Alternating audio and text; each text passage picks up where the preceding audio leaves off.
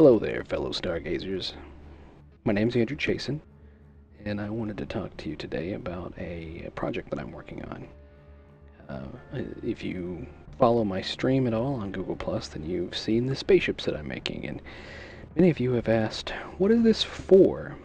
And originally it wasn't for anything, but it's grown into something bigger than I anticipated thanks to your interest and support. So I wanted to thank you for that and make this video and show you part of the process. It also stems as a result of someone contacting me, a friend and mentor from college, who many years ago I worked on a project that was a sequel to a popular game that was on the Sega Genesis. And him coming back into my life reminded me that I love to draw and make spaceships. And so as a result, I decided that I would do that casually. And it was with such renewed fervor, just so fun, that it couldn't be done casually. So now, for the past couple days, I spent my waking moments drawing spaceships. And so what's going on is, well, it started out as just art, but I'm pretty sure that it's going to turn into a pack that I'm going to then release via Amber Games or or on Kickstarter or Roll20. I haven't decided how that's gonna go. All I know is that I appreciate your interest and that I'm going to keep making these. And I don't know what it's gonna look like when it's done. But the other reason I'm doing this project is it's something that I can do on my own, the production-wise. You guys have been a huge help with the marketing and all that. Just casual stuff, telling friends about it, and that's really all I ask. If you really like the pictures that I put out frequently, then help me out by releasing, sharing the pictures with other people you know, because who knows, maybe they're as crazy, stupid excited about spaceships as I am. So I'm going to cut to some video now of me showing you kind of my process. Alright, so here we are. I wanted these ships to look familiar from other familiar cool sci-fi intellectual properties. Again, I'm not going to name any names, but you should be able to look at these and see some inspiration from properties that were popular in the 70s at least. And it's not just one inspiration. And so then, when I started in on this project, a friend of mine said, well, hey, you should go to Pinterest. And I'd never given a crap about Pinterest. Why would I go there? But if you go to Pinterest and you search for spaceships, you're going to find a ton of awesome. And so I quickly I spent hours on here just grabbing the best stuff. This guy, his work is amazing.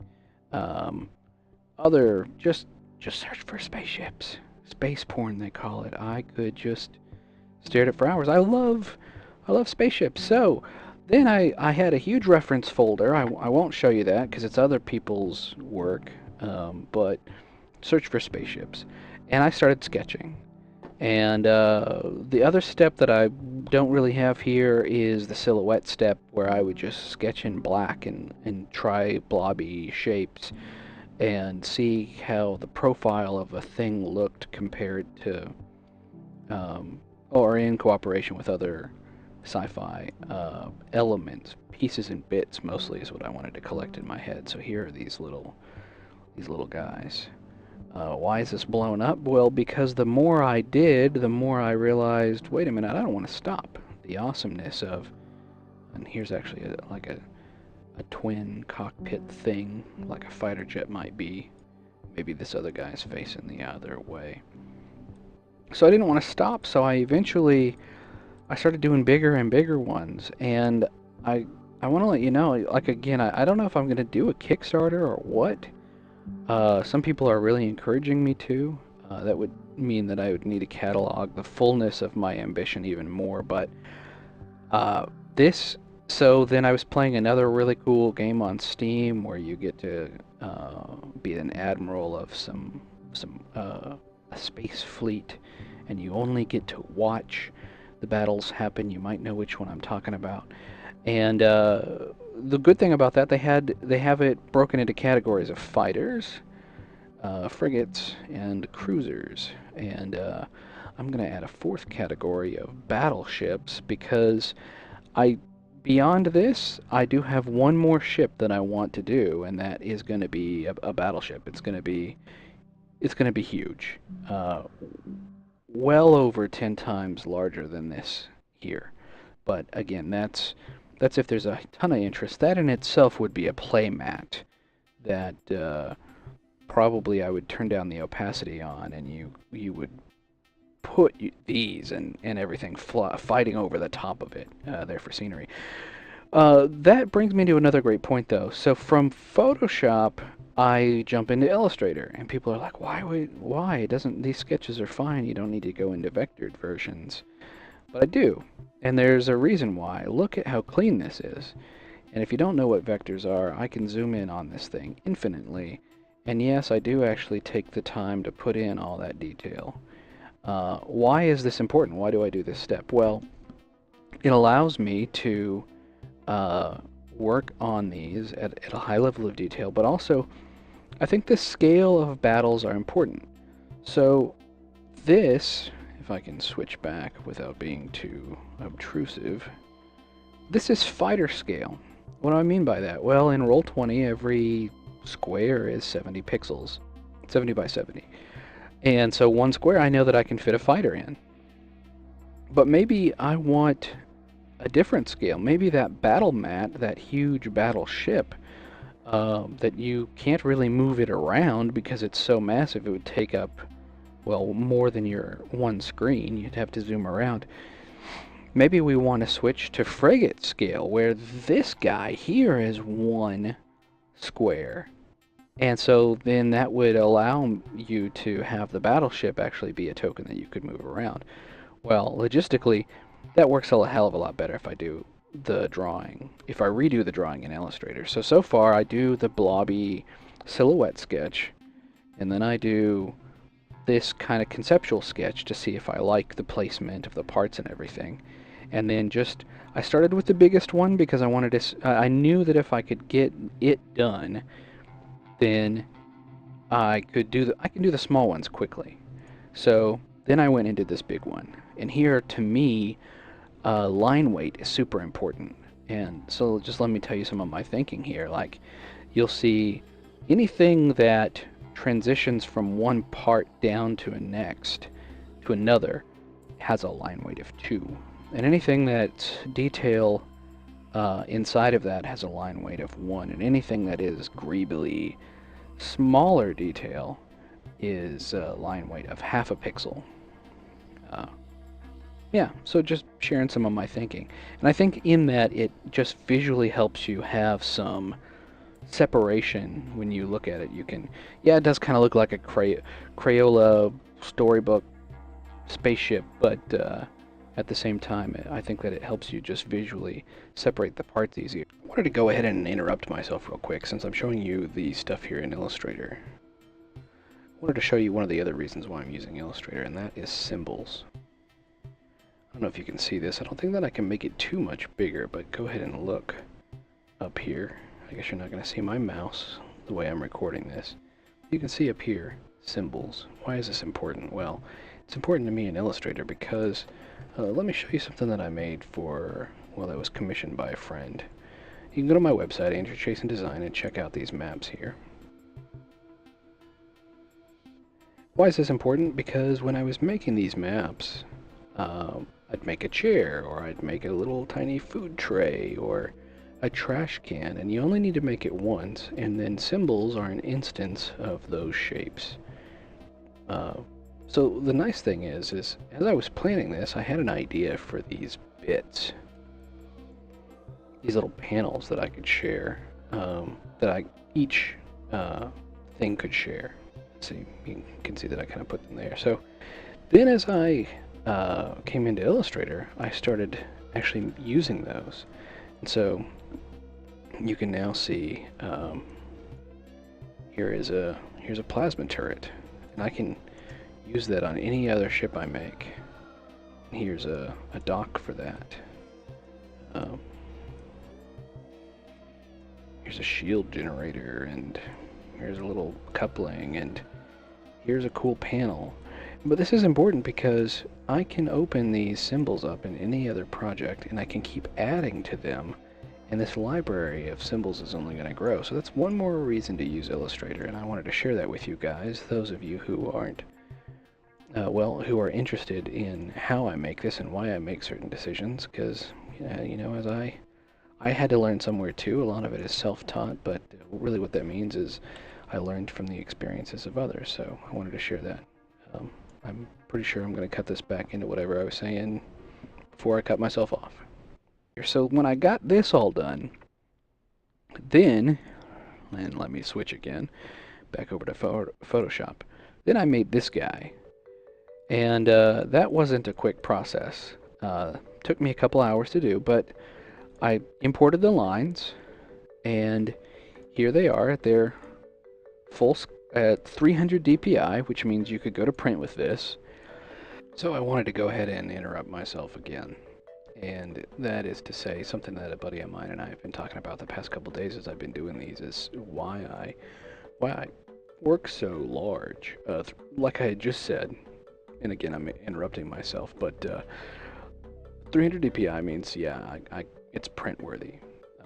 But let's go ahead and look at the image size of this. It's not going to be very large. 4.5, maybe 5 by 8 pixels. It'd fit on a sheet of paper. It'd be nice. But the size of the tiles in Roll20 are just 70 by 70 pixels. So what do I do with this? Well, I learned this trick from watching an old, I haven't even been able to find it again, but essentially watching video of Gabe at Penny Arcade make his webcomic. And people for years thought that he had to draw it in Flash, and that was when Flash was a big deal. And then they thought that, well, he draws it in Illustrator, but actually he just draws it in Photoshop. And even though it's a webcomic, they do spin off things with the comics. They go to print once in a while. He draws them at 300 to 600 DPI. He draws them huge. But then at the end of the day, he shrinks them back down to 72 DPI. So see, out of Illustrator, this thing came to or near 300 DPI, exported as a high quality PNG, high resolution. If I go in here and I make this 72, this is how big the tile is going to be for use in Roll20. The other important thing is coming down and choosing to make this sharper. The thing that I learned from the Penny Arcade demonstration is that when you take really high quality artwork and you shrink it down, especially with the sharper option, things get, all your little mistakes get averaged out. You lose some of the details, but that means that you have a range. I could also export this out at twice this big instead of a quarter of as big, and it would still look good. And so this is a thing that I and some other artists do. We'll do a really rough sketch.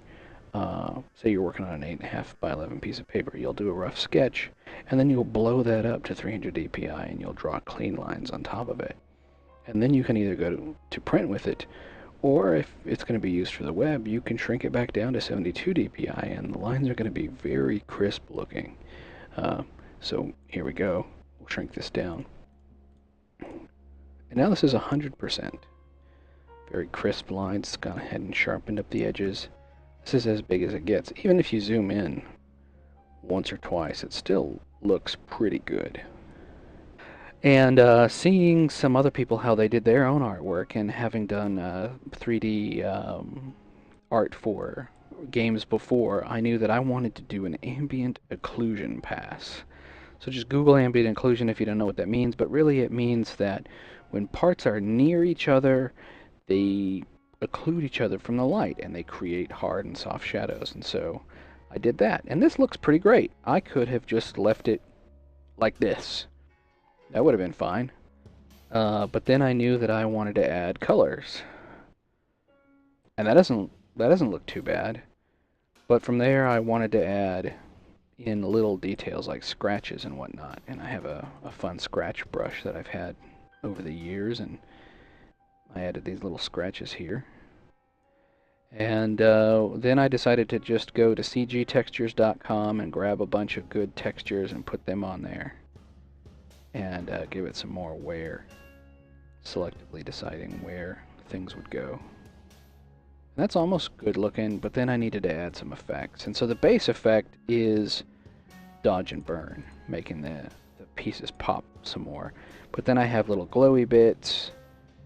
Yeah, mostly beyond dodge and burn, it's glowy bits. And that goes in my effects layer. And so this I did this a couple days ago, and people really liked this. But then it dawned on me, well, if I have all of this, it's not a straight up texture swap, but it wouldn't take me too much longer to create variants of this with different colors to insinuate other factions. And so I made this cruiser here in kind of a blue color. It's got a kind of a gray-blue base metal texture, but then there's actual paint stripes. Paint's been applied to places, and that's how you can tell that it's not a straight-up texture swap, or color swap, rather. And then I did this red one, well, pinky magenta one. Again, same idea. It's got a dark, warm color base metal, but then the magenta kind of lipstick color has been applied in certain places. And then a good buddy of mine is, well, you should do a green one, because I was thinking about doing a green one, so I did a green one. And yeah, so here it is. People were asking, well, what's up with these shiny rainbowy thingies? Well, I love a space future in a certain property where the spaceships were borrowed from the idea of World War II fighters. You have laser bolts, and I think it's more realistic to have laser beams. And you know, now we're discussing religion, so I better watch out. But I like laser beams, and I would think that a larger cruiser ship and on up would have armor. So these are kind of an oily reflective plates to deflect laser beams. Whereas with this cruiser, here, the military kind of themed one, I would expect it to have like reactive armor, and you can see some of these little tiles have been burnt off or exploded away. People reacted positively to this one too. So far, I know I want to do this whole pack. This would be a pack.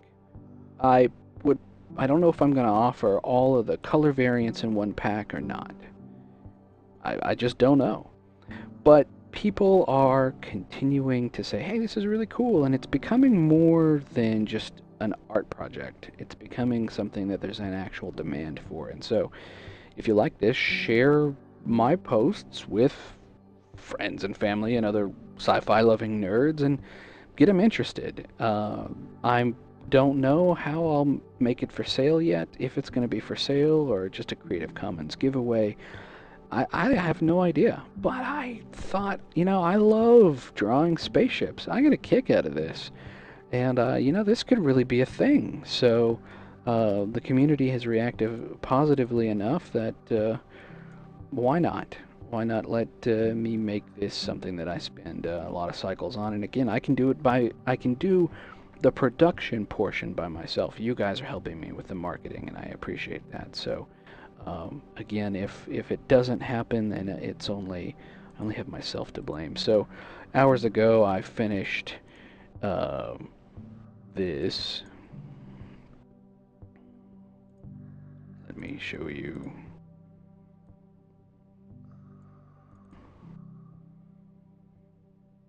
Yeah, so that's pretty neat looking.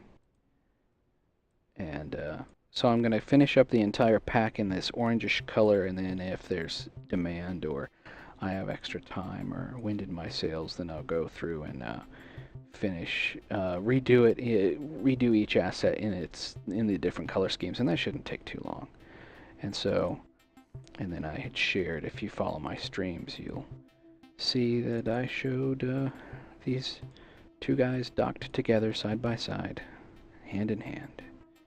So thank you again for your interest. I've never done a video like this, but I thought it would be neat to personally reach out to you guys and show you my process and what goes into it. And yeah, the bigger ships are taking almost a full day to make because all of this is after I manually place each line in Illustrator. I gotta go in and hand paint in all the detail on those various passes, ambient occlusion, and because it's not a real 3D model, so ambient occlusion, and then color, and then detail and texture and effects, and let me show you that one more time, and I'll let you go. Thank you again for your time. Yeah, hell, I'll just show you on this one. So start out with some line art, add some ambient occlusion, little details, some color, some texture, and an effects layer. Well, I get a kick out of doing these, and again, like some fell changeling, I get my glamour from you being interested in this.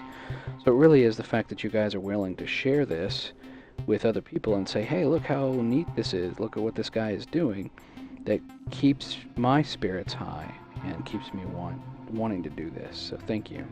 I hope you enjoyed the video. I hope that if you're interested in art or Photoshop, you got something out of it, and maybe you can apply some of this to your own production. And yeah, stay tuned to my Google Plus for more frequent updates. Be well.